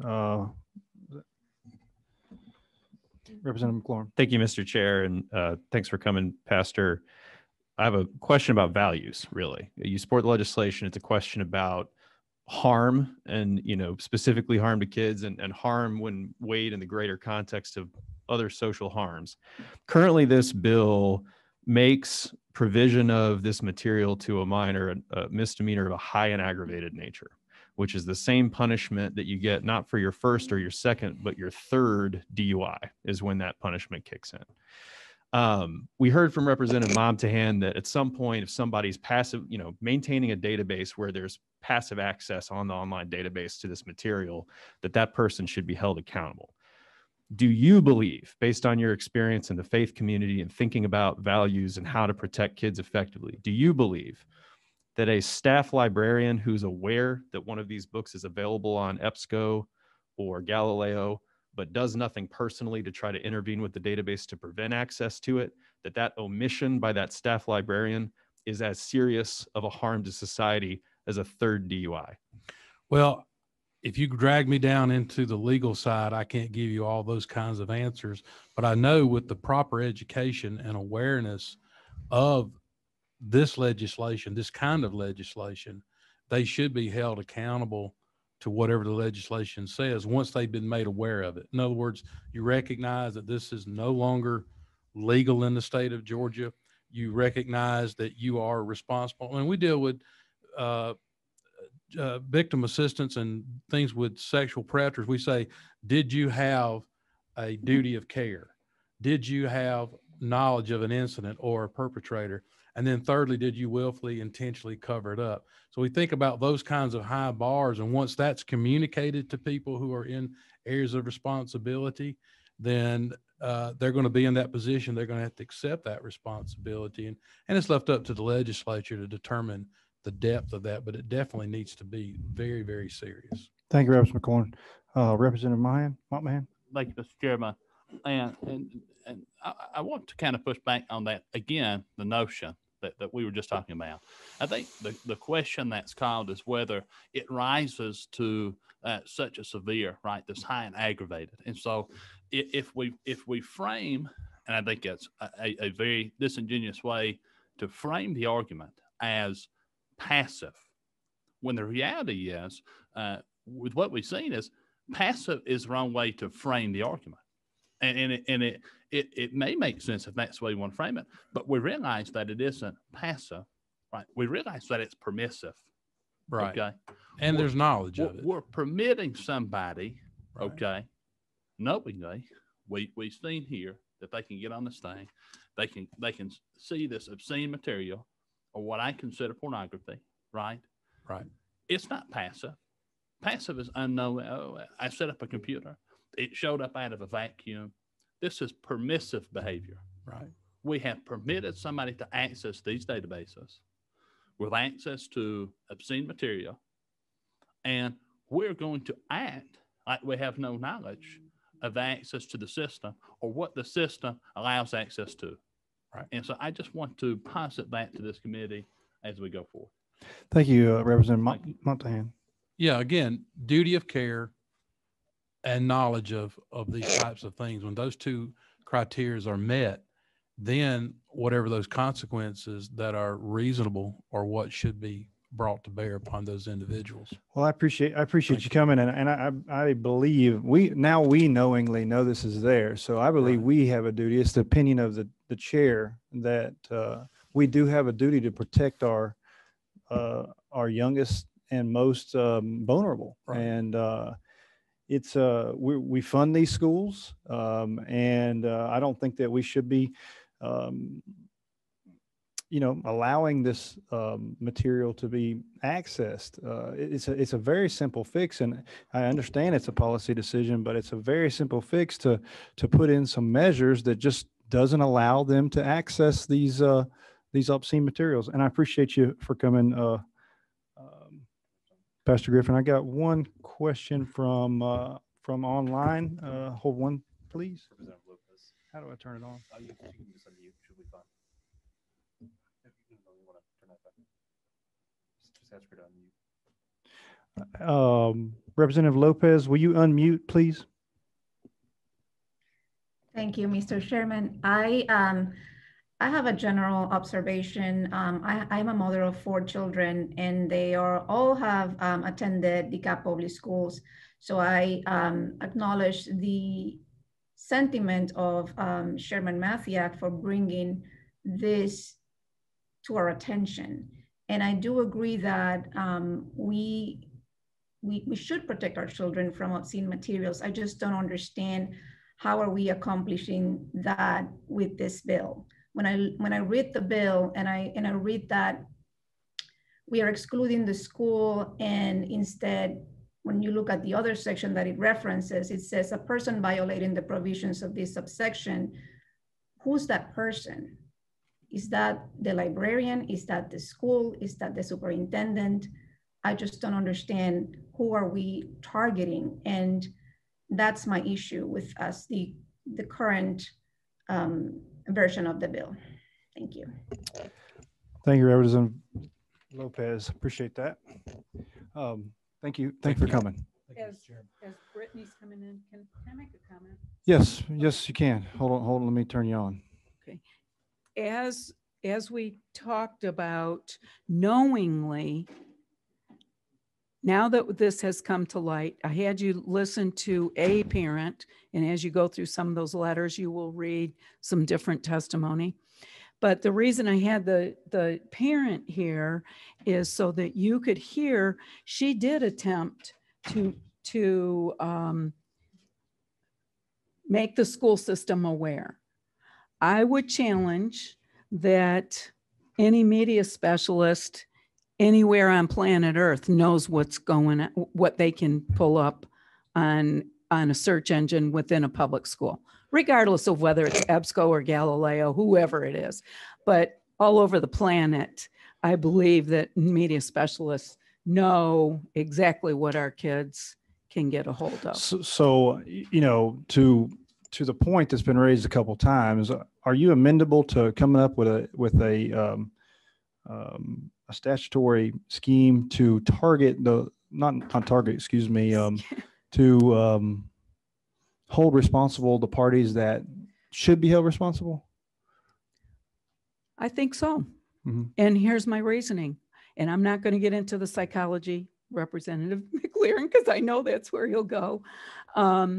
When we have small children and they're allowed to even think about oral sex at 3rd grade, my great nephew, I was shocked at some of the things that were on his Chromebook.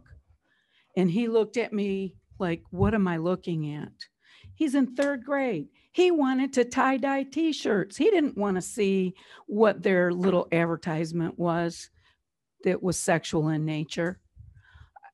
I think it's our responsibility as the legislature to make sure that who was it that said our schools, we're funding our schools.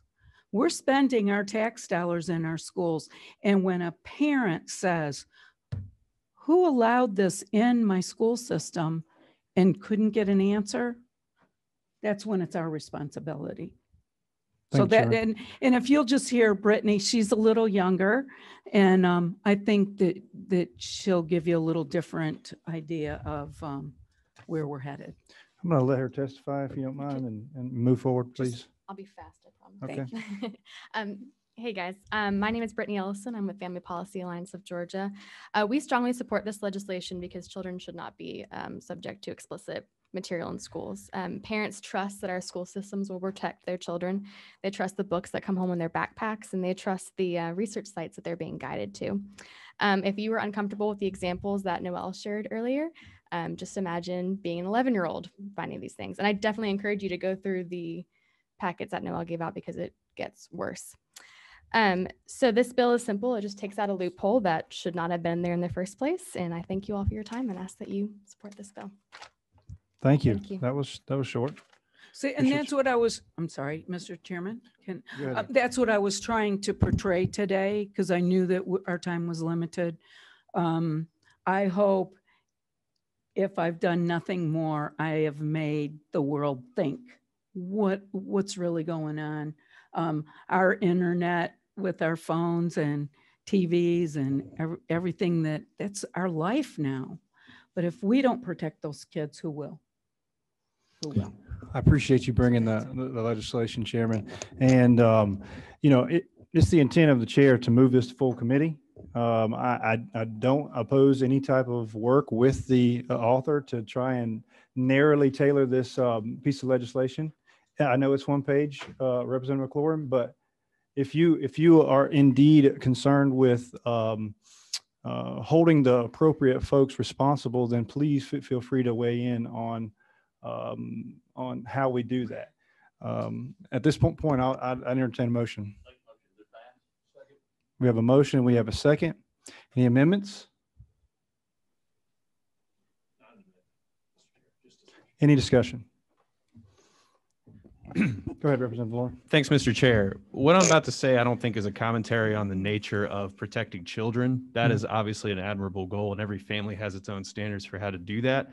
But in terms of the disproportionate nature of how this bill tries to address that problem, and I don't say this lightly, I think this is one of the worst bills to come through the General Assembly this session. The reason I think that, I mean, I already mentioned that it's a third DUI is basically the punishment level.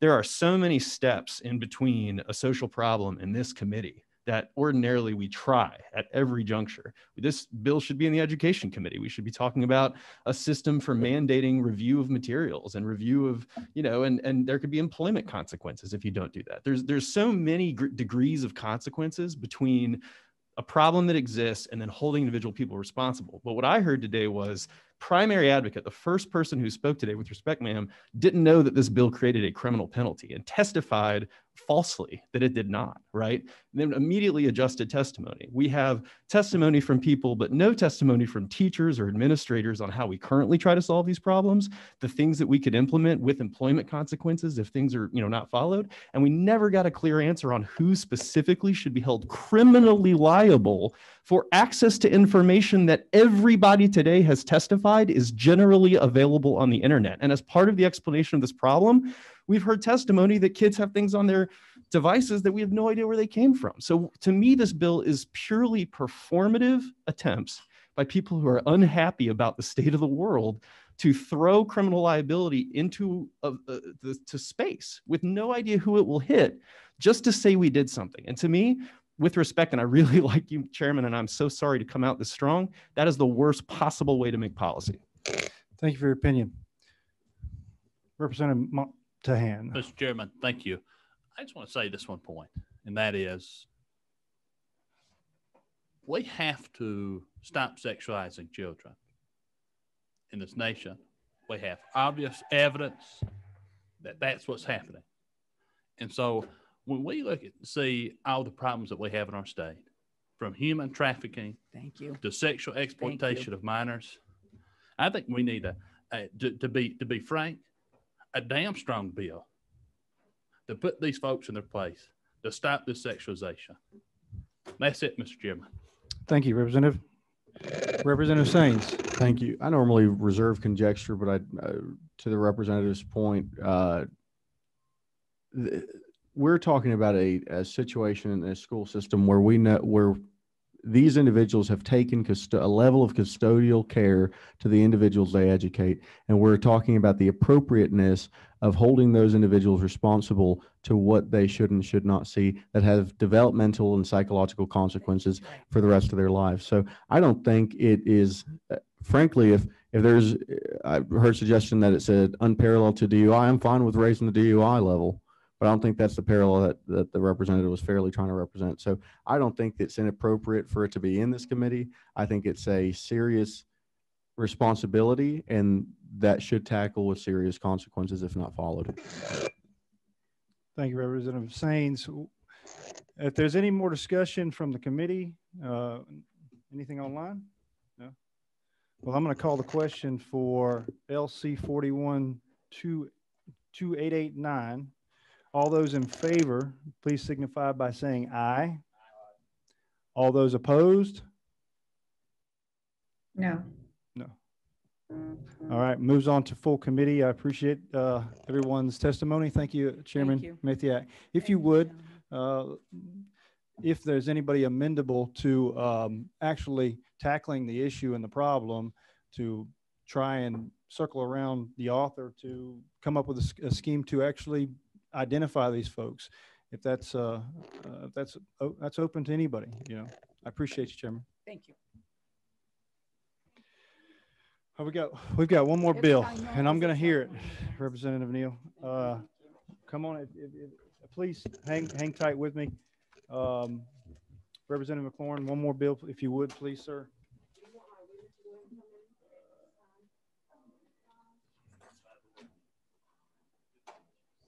I know.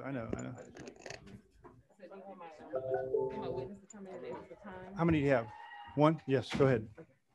If you're in the hall waiting on House Bill 236, please come in. I have one signed up, Michael Ayers, ex-director of Post. Where were you at, Representative Neal?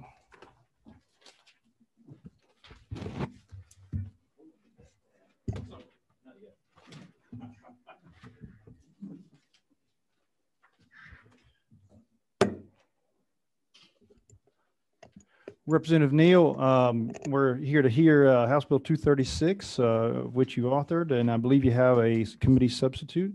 The committee substitute that I have is LC 480385S. And is that the one that you have, Representative Neal? That is correct. Well, I'm going to open the floor to you, and let's hear what your bill does. Thank you so much. Thank you to the chair. Thank you to the committee for hearing my bill today. Thank you to Legislative Council, Georgia Association of Chiefs of Police, and the Georgia Peace Officer Standards and Training Council for your support and input on this bill. A little bit about myself, background: I'm a police officer, former detective, homicide, rape, robbery, the fun stuff, undercover work as well. I present to you House Bill 236. So currently, when a restraining order is filed, after it is filed, nothing has happened. Nothing happens. It's not attached to anything.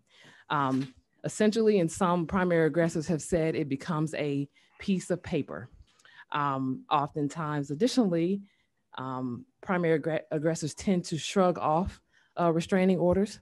They feel as though they have no teeth, and that once they are filed, they oftentimes continue to victimize the original person that drafted or requested this restraining order. So essentially, this bill provides additional checks for law enforcement to provide to the victims who have filed a restraining order. The substitute you have addresses some of the changes that were requested by either the Georgia Chiefs of Police or the Georgia Peace Officer Standards and Training Council. And essentially, on line 12, all we did was just outline that this is applicable to police and sheriff, not just one entity by itself. The second section, starting around 18, line 18, we just identify what safety checks will be defined as. So in the law enforcement community, sometimes they're considered general patrols. What general patrols are is when you see your officers like at a Walmart or at the Chick-fil-A or what have you, or just simply in front of someone's home or business. Oftentimes, sometimes those entities have either requested law enforcement to provide additional proactive measures, or oftentimes if officers do not have assigned general patrols for the night, they go and just randomly pick places to do these patrols.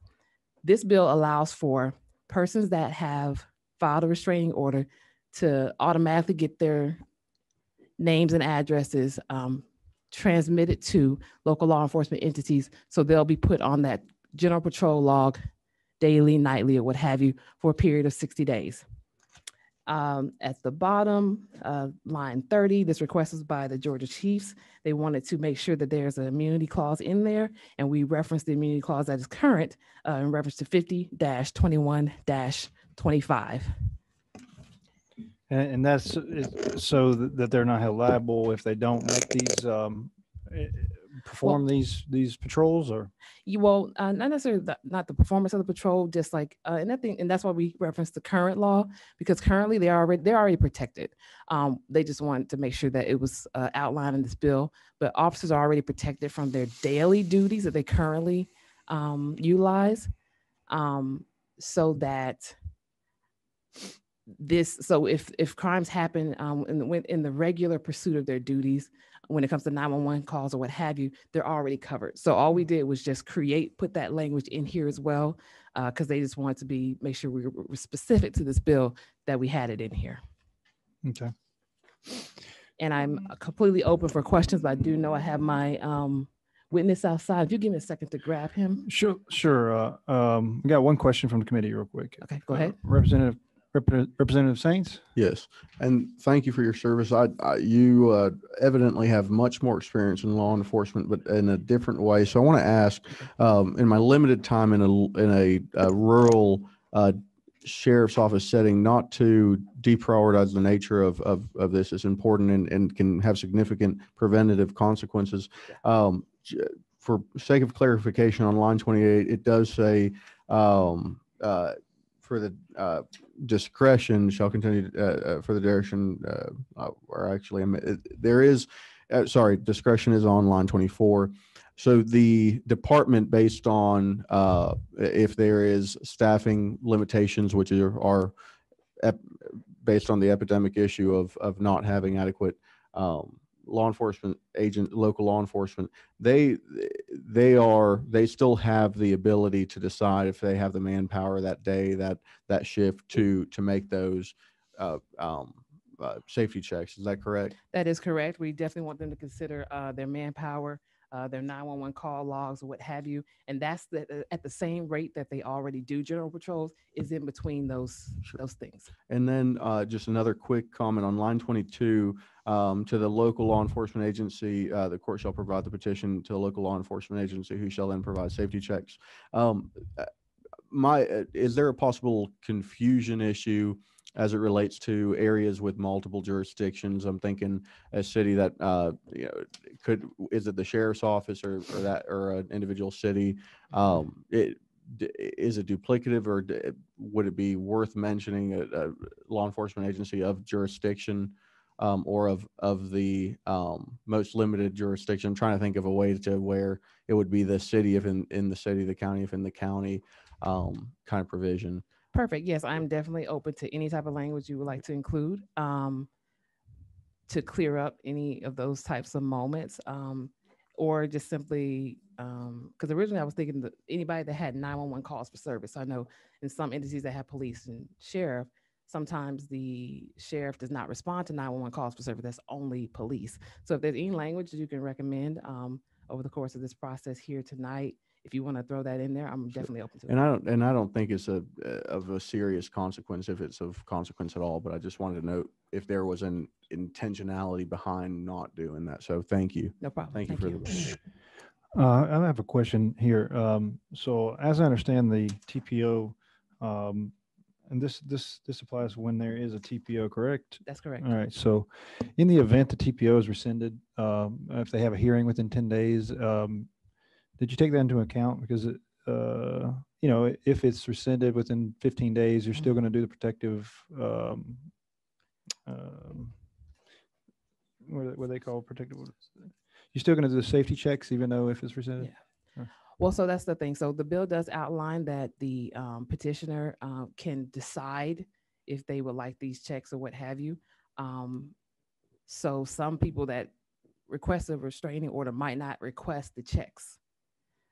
But on the other end of that, to your point, I am open if we need to add something as such as this is just we just end that process at the end of that 10 days or 20 days, depending on however long it took you to get back to court. Okay. Well, one more question here. It says in lines 20 and 21, if such petitioner elects to receive such periodic safety checks, the clerk of Superior Court shall issue a copy of such order along with the petitioner's request. What would the petitioner's request look like? Is it an affidavit or just want to be specific here? Sure. So for me, I was fine, and I left it. I kind of left it up to be discretionary because in my personal experience, I am not familiar with the type of information that is allowed to be transmitted to persons outside of a restraining order proceeding. I know some of that information is public knowledge, but as far as this bill is concerned, I was completely fine with just a name and address. So the mechanics is not hugely important to you. It's just making sure they have the opportunity to have these safety checks. Is that? Yes, but like I said, if anybody here can make a good recommendation, I have no problem with making certain things a little bit more clear. If it's a name and address, I'm perfectly fine with that. I mean, I don't think we run into any issues with issuing a copy of the order. Okay. The order is public record. Petitioner's request. Have you talked to the sheriffs on this at all? Yes. And have they taken a support position or? I think they at one point they said they were going to be neutral. What they did not want as of yesterday, what they didn't want to see was this being a bill that made it where they were solely responsible for doing the patrols, which is why I went back in this morning and added the outline where we say it's police and sheriff, that they're not solely responsible. And to the representative's point, if we were to outline the most immediate jurisdiction, it automatically, cuts out the sheriff if it's not applicable to them, if it is the city police as opposed to the sheriff's office. So it starts to narrow down the focus on who will do those checks. Because the biggest issue that they had when I spoke to them yesterday was in reference to originally, without outlining police and sheriff, they felt like the sheriff was going to be the sole person responsible for this bill. Okay. And then also too, they wanted to outline what the definition of a safety check was, and we added that as well. Okay. Thank you. Representative McLaurin. Thanks, Mr. Chair. Really like the concept. I'm concerned about the immunity provision that that the State Tort Claims Act might not get you there for local police. So if somebody can speak to that, because my understanding is that local governments have sovereign immunity that would be waived through the State Tort Claims Act. So if you're suing somebody in their official capacity as local law enforcement, I can maybe understand why that goes through that code section. But if you're suing a law enforcement officer in their individual capacity for some sort of tort, coming out of this, I'm just not sure how the mechanics work to give that person immunity. I could be wrong. Introduce yourself first. Chairman. No, it's okay. Is that it? Okay. Yeah, that's the question. Okay. I'm not sure how the immunity works. Let me let Mr. Ayers introduce himself. It sounds like he's got some input there. Thank you, sir. Again, my name is Mike Ayers. I've got you on right here, Mike, or you can, either one of these. And I'm currently the Executive Director of the Peace Officer Standards and Training Council. And while this bill typically doesn't fall within the confines of post, we were working on some other bills along with Butch Ayers, who is the Executive Director of the Chiefs Association. And where we're running into with the issue of creating some immunity for officers is that because we're allowing that agency or that officer to pick a time that is convenient to that officer or to that department to do this check, if the issue becomes if the officer does a check, 30 minutes later, something happens, or if the officer fails to make a check because they're on a call and something happens, then there has to be some protection for both the agency and the officer in that case. It's sort of a good faith issue, because as you know, in law enforcement, it's a very dynamic occupation, and it's difficult to establish a well-defined schedule.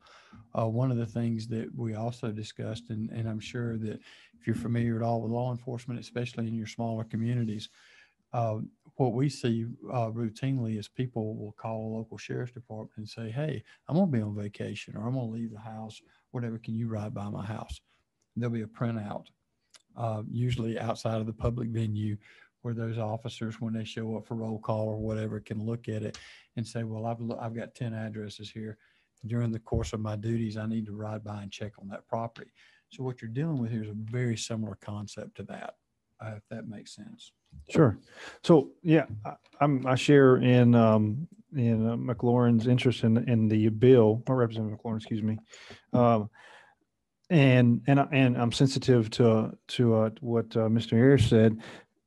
Is it the intent of the author that when I first spoke with you about the bill, I understood that this was more of a notification to the law enforcement to add these addresses as a convenience, you know. So I am concerned a little in that if we make it mandatory that they, you know, you have to go by this house or you have to go by this address, that there will be some liability there. So I just wanted to kind of dig down a little deeper into what your intent is. Is it that now the law enforcement is on notice, and that if it's within their normal course of duties, normal beat, yes, yes, that they can swing by this knowing yes, that there's a TPO issued for this address? yes.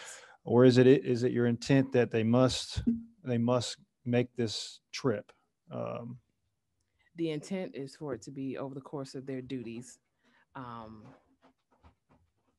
I'm trying to outline where that is, but the intent was not to make it. Were you talking to that? Sorry. Yes, the intent was to make it making an action that is over the course of their duties, and to provide them the proper time,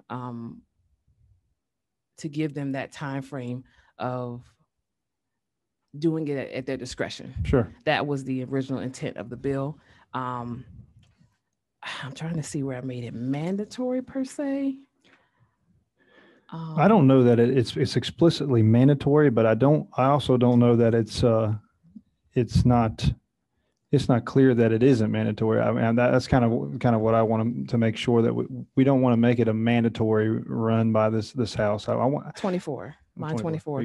So safety checks shall occur at intervals and times in the discretion of the local law enforcement agency. So if there's something that needs to be adjusted there, such safety checks shall occur at intervals and times at the discretion of the local law and shall enforcement continue agency for the duration of the order or until request is withdrawn by the petitioner. Yeah. But I think the first line in 24 is one that has space for adjustment to clear up your concern. Are you amenable to visiting this language, being this was the committee substitute that came in shortly before this committee? Are you open to the idea of us working on this language and then revisiting this piece of legislation? Sure. I am. Representative McLaurin. Can you repeat the question? Sorry, I was reading something. Oh, you had your light flashing. I was just calling. Oh, I thought it was off. Oh, yeah, it looked off to me, but you're flashing up here. But if I'm on for a second, the issue I'm trying to get at with immunity is I don't know that legally that this gets you where you want to go. I understand the policy rationales for immunity, and you'll very rarely hear me arguing for immunity in any case, but I think it makes sense in this case, and if it's tied to this function, and so I might want to follow up with you later just to see what the legal reasoning is behind the cross-reference to 50, 21, 25 and see if that really gets us where we're trying to go. So, Okay. yeah. Representative Neal, if you don't mind, can we circle up on some language to tighten the language up? Also, I want to specifically figure out what a petitioner's request is. I think it's always important to spell out exactly what it is we're asking them to submit, whether it's an affidavit from the court or whatever it is. Okay. And we revisit this language. Is that if that's okay with you, I'm going to ask that we do that. Are you trying to pass it out of sub and then revisit it for full? Let's revisit this and make sure. Also, I want to make sure that we get all of law enforcement behind it. Are you guys taking a support position? Well, my position would be that, of course, I'm always in favor of anything that would extend any level of protection to the citizens of this state. Mm-hmm. My experience in law enforcement was more than right at 30 years with the Georgia Bureau of Investigation. And as you all know, many violent encounters occur as a result of domestic issues. Oftentimes, it has been my experience that those domestic issues surface real quickly, and especially in a homicide situation. Several of those where the victim was killed after seeking a temporary protective order. Mm-hmm. There is no easy fix for this process, and I commend Representative Neal for taking a stab at this. I think that it's a great program. I think that delivering it, depending on the size of the agency, is going to have a big impact. A smaller agency may actually be able to do this a little easier than a very large agency, because a very large agency could have at any given time literally hundreds of people with TPOs. So that could become a little bit of a filtering issue to try to get that worked out. If there is a way to provide this service, though, I think that it would speak volumes to that victim, because if they're scared enough to seek a TPO, then they're asking for law enforcement help. I agree with you, and having that patrol car, the presence, I think is not only comforting but also a deterrent.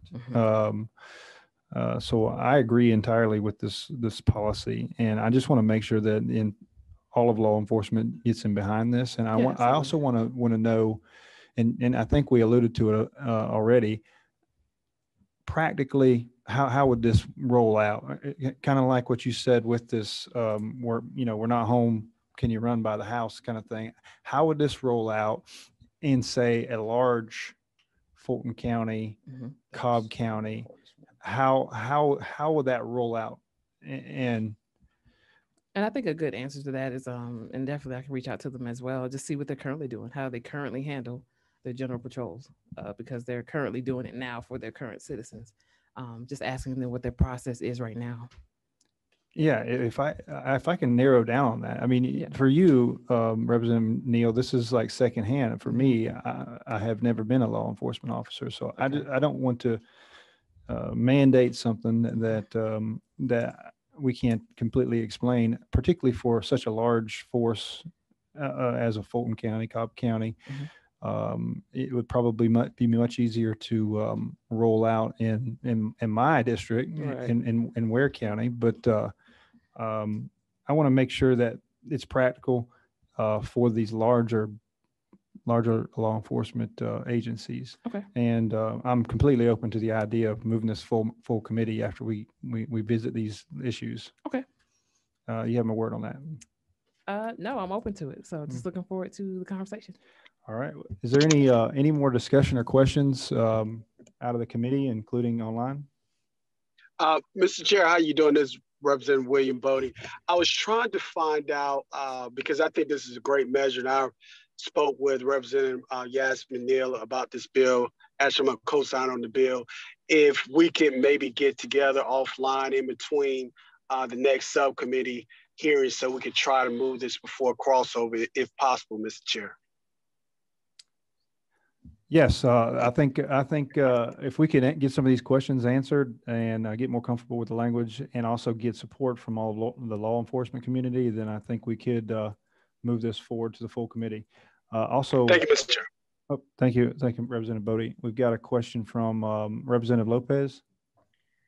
Representative Bodie covered it. I think that time is of the essence when we're trying to protect victims, and so I would like to see this moving forward. Thank you, Chairman. Thank you, Representative Lopez.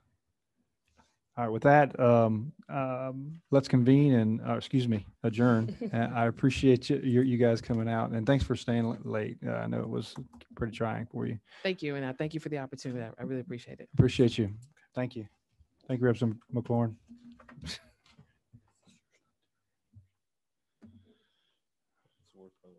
You mentioned at the beginning about the whether if the TPO was withdrawn or was rescinded. I think you could almost read it in here. The local law enforcement agency determines that the no longer appear to require such safety. I think that's broad enough. I mean,